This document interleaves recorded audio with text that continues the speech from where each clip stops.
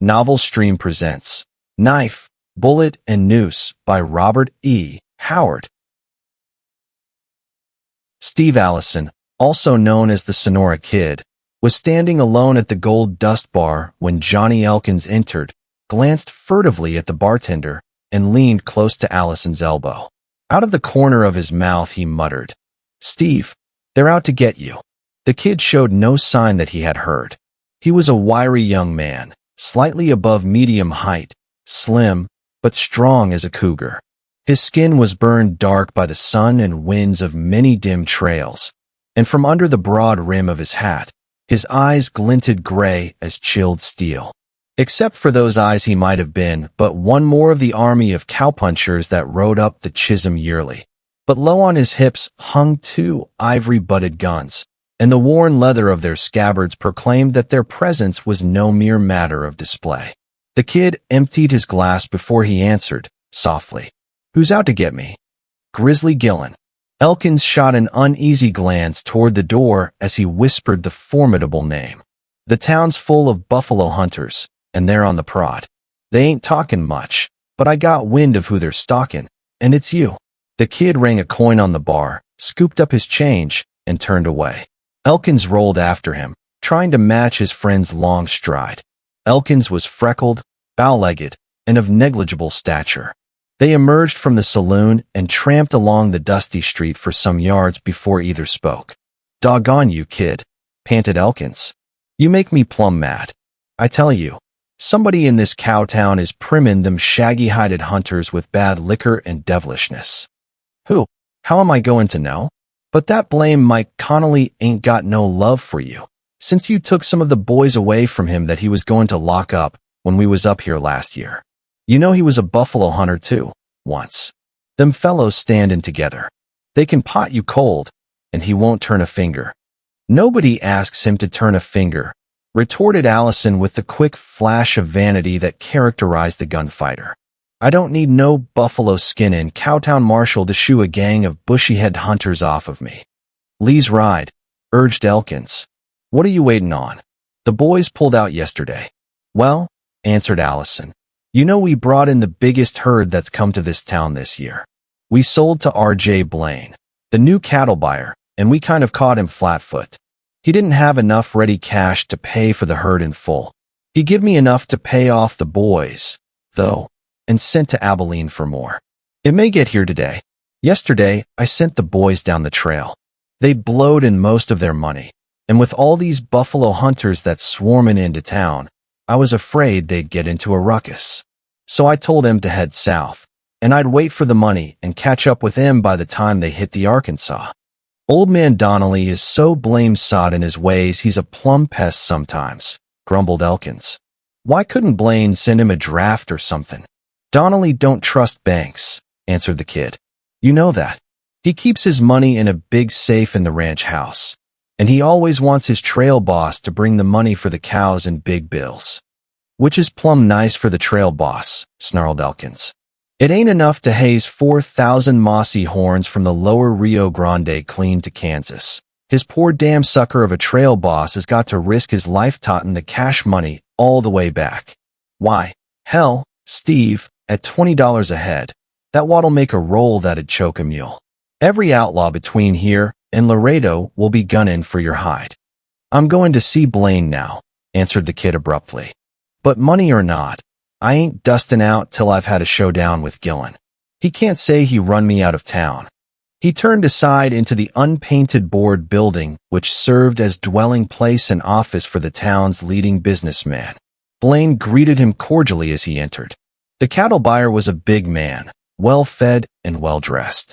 If not typical, he was a good representation of one of the many types following the steel ribbons westward across the Kansas plains, where, at the magic touch of the steel, new towns blossomed overnight, creating fresh markets for the cattle that rolled up in endless waves from the south. Shrewd, ambitious, and with a better education than most, the man was the dominating factor in this new-grown town, which hoped to rival and eclipse the older cowtowns of Abilene, Newton, and Wichita. Blaine had been a gambler in Nevada mining camps before the westward drive of the rails had started the big cattle boom. Though he wore no weapon openly, men said that in his gambling days no faro dealer in the West was his equal in gun skill. "I guess I know what you're after, Allison," Blaine laughed. "Well, it's here. Came in this morning." Reaching into his ponderous safe, he laid a bulky roll of bills on the table. "Count 'em," he requested. The kid shook his head. "I'll take your word for it." He drew a black leather bag from his pocket, stuffed the bills into it, and made the drawstring fast. The whole made a package of no small bulk. "You mean to tote all that money down the trail with you?" Blaine demanded. "Clean to the Tomahawk Ranch house," grinned the kid. "Old man Donnelly won't have it no other way." "You're taking a big risk," said Blaine bluntly. "Why don't you let me give you a draft for the amount on the First National Bank of Kansas City?" "The old man don't do business with no banks," replied the kid. "He likes his money where he can lay hands on it all the time." "Well, that's his business and yours," answered the cattle buyer. "The tally record and the bill of sale we fixed up the other day. But suppose you sign this receipt, just as a matter of form. It shows I've paid you the money in due form and proper amount." The kid signed the receipt, and Blaine, as he folded the paper for placing it in safekeeping, remarked, "I understand your vaqueros pulled out yesterday." "Yeah, that's right."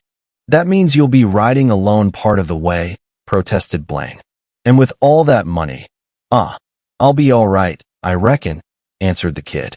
Because he was naturally reticent, he did not add that he would be accompanied by Johnny Elkins, a former tomahawk hand who had remained in Kansas since the drive of the last year, and now, wearied of the northern range, was riding south with his old friend. "I reckon the trail will be a lot safer than town." "Maybe," said Allison. "So I'm going to leave this money with you for safekeeping for a while. I got some business to tend to. I'll call for it sudden-like, maybe late tonight or early in the morning. If I don't call at all, well, I can trust you to see it gets to old man Donnelly eventually." As he strode from Blaine's office, his spurs jingling in the dust, a ragged individual sidled up to him and said, "Grizzly Gillen and the boys want to know if you got guts enough to come down to the Buffalo Hump." "Go back and tell him I'll be there," as softly answered the kid. The fellow hurried away in the deepening dusk, and the kid went swiftly to his hotel, thence to a livery stable. Presently he again came up the street, but this time astride a wiry Mustang. The cowdown was awake and going full blast. Tinny pianos blared from dance halls, boot heels stamped on the boardwalks, saloon doors swung violently, and the yipping of hilarious revelers was punctuated by the shrill laughter of women and the occasional crack of pistols. The trail riders were celebrating, releasing the nervous energy stored up on that grinding 1,000-mile trek. There was nothing restrained, softened, or refined about the scene. All was primitive, wild, raw as the naked boards of the houses that stood up gaunt and unadorned against the prairie stars. Mike Connolly and his deputies stalked from dance hall to dance hall, glared into every saloon, into every gambling dive. They maintained order at pistol point, and they had no love for the lean bronzed riders who hazed the herds up the trail men called the Chisholm. There were, indeed, hard characters among these riders. It was a hard life that bred hard men. At first the trail drivers came seeking only a peaceful market. Fighting their way through hostile lands swarming with Indians and white outlaws, they expected to find rest, safety, and the means of enjoyment in the Kansas towns. But the cowtowns soon swarmed with gamblers, crooks, professional killers, parasites that follow every boom, whether of gold, silver, oil, or cattle. An unsophisticated cowboy found the dangers of the trail less than the dangers of the boom towns. They began to ride up the trails with their guns strapped down, ready for trouble, ready to fight Indians and outlaws on the trail, gamblers and marshals in the towns. Gunfighters, formerly limited mainly to officers and gamblers, began to be found in the ranks of the cowboys. Of this breed was Steve Allison, and it was because of this that old John Donnelly had chosen him for his trail boss. The kid tied his horse to the hitching rack by the Buffalo Hump and strode lightly toward the square of golden light that marked the doorway. Inside, glasses crashed, oaths and boisterous laughter crackled, and a voice roared. It was on a starry night, in the month of July. They robbed the Danville train. It was two of the younger boys what opened the safe and toted the gold away.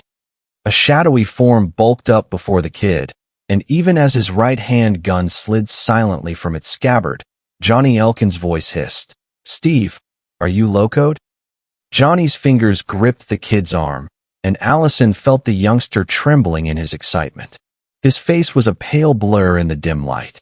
"Don't go in there, Steve." His voice thrummed with urgency. "Who all's in there?" asked the kid softly. "Every damn buff hunter in town. Grizzly Gillen's been ravin' and swearin' he'll cut out your heart and eat it raw. I tell you, Steve, they know it was you that killed Bill Galt, and they craves your scalp." "Well, they can have it if they got the guts to take it," said the kid without passion. "But you know their way," protested Johnny.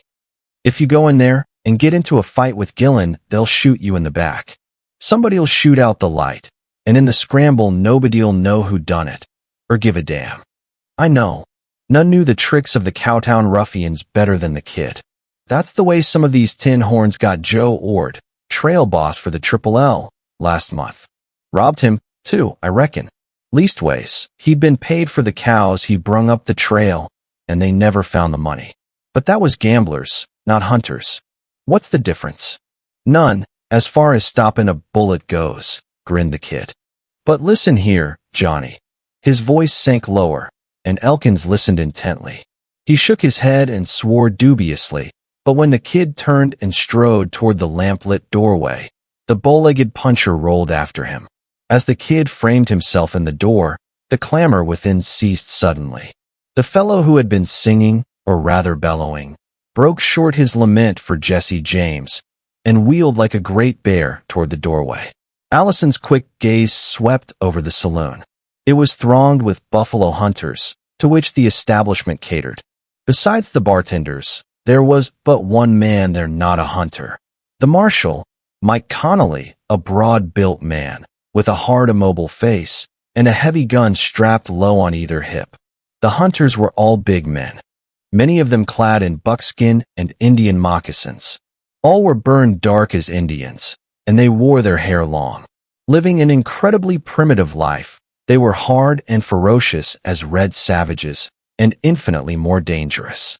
Hairy, burly, fierce, their eyes gleamed in the lamplight. Their hands hovered near the great butcher knives in their belts. In the midst of the room stood one who loomed above the rest, a great shaggy brute who looked more like a bear than a man, Grizzly Gillen. This man gave a roar as Allison entered, and rolled toward him, small eyes blazing, thick hairy hands working as if to tear out his enemy's throat. "What you doing here, Allison?" His voice filled the saloon, and almost seemed to make the one kerosene lamp flicker. "Heard you all craved to meet me." "Gillen," the kid answered tranquilly. His eyes never exactly left Gillen's hairy face, but they darted sidelong glances that took in all the room. Gillen rumbled like an enraged bull. His shaggy head wagged from side to side. His hairy hands moved back and forth, without actually reaching toward a weapon. Like most of the other hunters, he wore a gun, but it was with the long, broad-bladed butcher knife strapped high on his left side, hilt forward, that he was deadly. "You killed Bill Galt," he roared, and the crowd behind him rumbled menacingly. "Yeah, I did," admitted the kid. Gillen's face grew black, his veins swelled. He teetered forward on his moccasined feet, as if about to hurl himself bodily at his enemy. "You admit it," he yelled. "You killed him in cold blood." "I shot him in a fair fight," snarled the kid, his eyes suddenly icy. "Last year he stampeded a herd of tomahawk cattle just out of pure cussedness, run a herd of buffalo into him. They went over a bluff by the hundreds, and took one of the hands with them. He was smashed to a pulp. When we come up the trail this year, I met Bill Galt on the Canadian, and I blew his light out. But he had an even break." "You're a liar," bellowed Gillen. "You shot him in the back. A man heard you brag gin about it, and told us. You murdered Bill, and let him lay there like he was a dog." "I wouldn't have let a dog lay," answered the kid with bitter scorn. "When I rode off, Galt was buzzard meat, and I didn't feel no call to cover him up. But I didn't shoot him in the back. You can't lie out of it, howled Gillen, brandishing his huge fists. The kid cast a quick look at the hemming faces, dark with passion, the straining bodies. It was something more than the old feud of cowpuncher and buffalo hunter. Mike Connolly stood back, aloof, silent. Well, why don't you start the ball rolling? Demanded the kid, half crouching, hands hovering above his gun butts. 'Cause we ain't murderers like you, sneered Gillen. Connolly, there is going to see fair play. You're a gunman. You got guts enough to fight with a man's weapons. Mayonine a butcher knife? Gillen, there ain't no weapon I'm afraid to meet you with. All right, yelled the hunter, tearing off his gun belt and tossing it to Mike Connolly. You ain't wearing no knife. Get him one, Joe. The bartender ducked down into an assortment of lethal weapons pawned to him at various times, in return for drinks, by impecunious customers, and laid half a dozen knives on the plank bar. The kid, drawing both his guns, handed them to Johnny Elkins, who casually backed toward the door. Allison, after a brief inspection, took up a knife with a heavy hilt and a narrow, comparatively short blade, a weapon of unmistakable Spanish make. The hunters had drawn back around the walls, leaving a space clear. The kid had no illusions about what was to follow. He knew his own reputation, knew that the whole affair was a trap, planned to get his deadly guns out of his hands.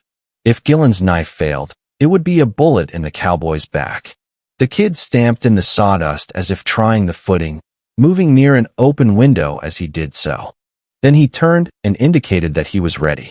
Gillen ripped out his knife and charged like the bear for which he was named. For all his bulk, he was quick as a cat. His moccasin-shod feet were adapted to the work at hand. Opposing was the kid, much inferior in bulk, wearing high-heeled boots unfitted for quick work on the sawdust-strewn floor. The knife in his hand looked small compared to the great scimitar-curved blade of Gillen. What the hunters overlooked, or did not know, was that Allison was raised in a land swarming with Mexican knife fighters.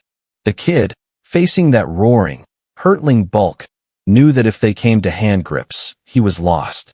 He had seen Gillen, his shoulder broken by a cowboy's bullet, leap like a huge cat through the air and drive the knife, with his left hand, through his enemy's heart. Gillen roared and charged. The kid's hand went back and snapped out. The Spanish knife flashed through the lamplight like a beam of blue lightning and thudded against Gillen's breast. The hilt quivered under his heart. The giant stopped short, staggered. His mouth gaped and blood gushed from it. He pitched headlong. As Gillen fell, the kid's hand whipped inside his shirt and out again, gripping a double-barreled Derringer. Even as it caught the lamplight, it cracked twice.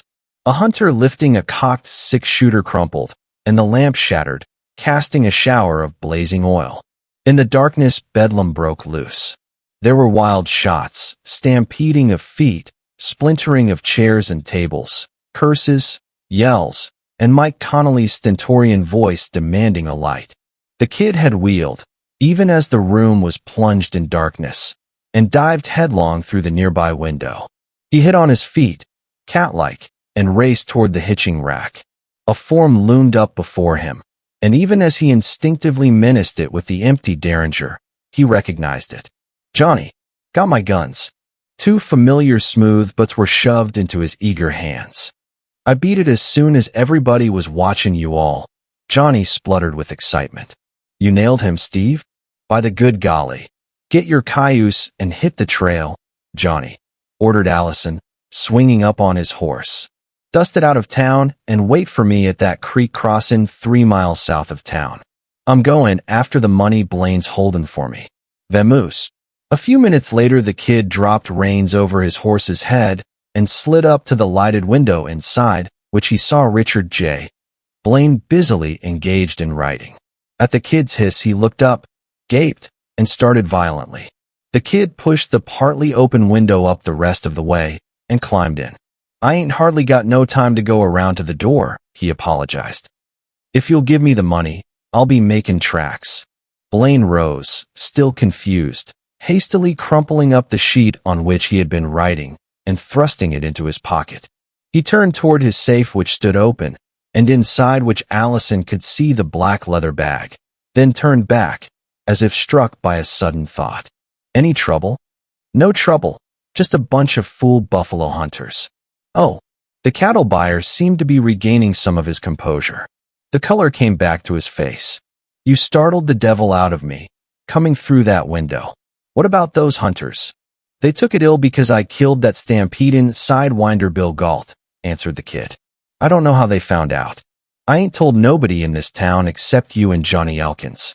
Reckon some of my outfit must have talked. Not that I give a damn.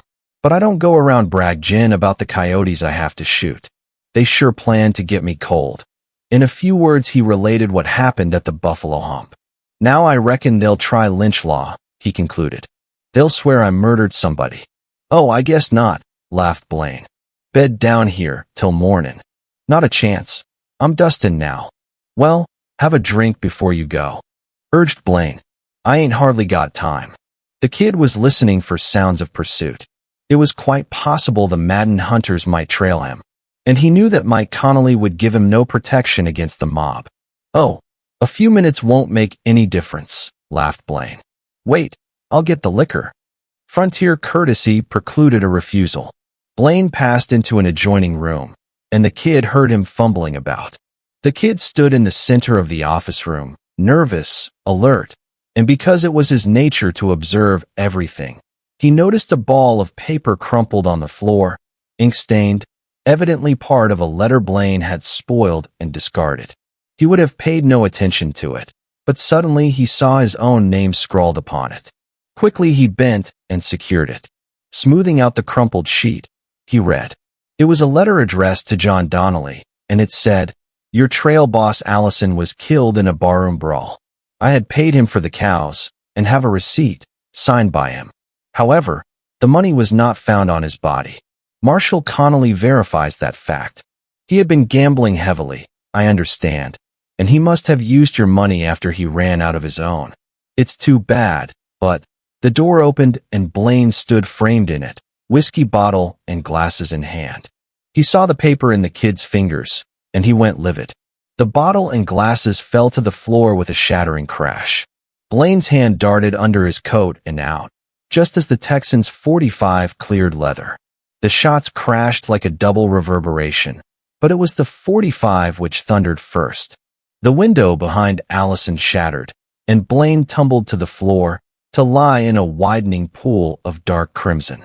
The kid snatched the bulky black leather pouch from the open safe and stuffed it into his shirt as he ran from the room.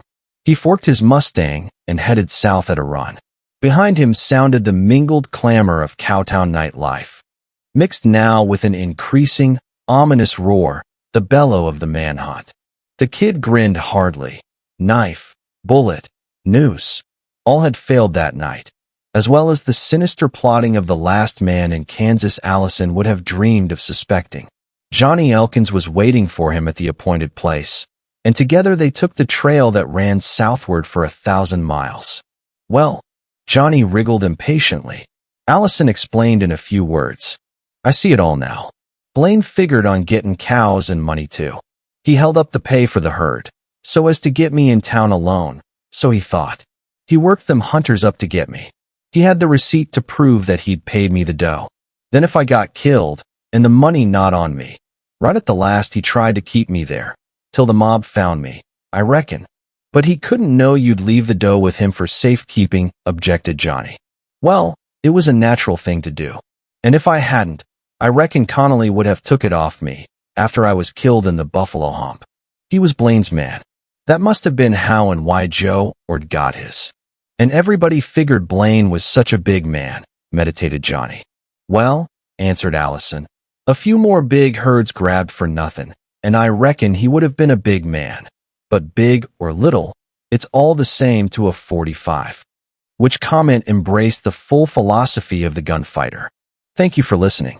If you like our recordings, consider liking this video and subscribing to our channel so you don't miss any more audiobooks.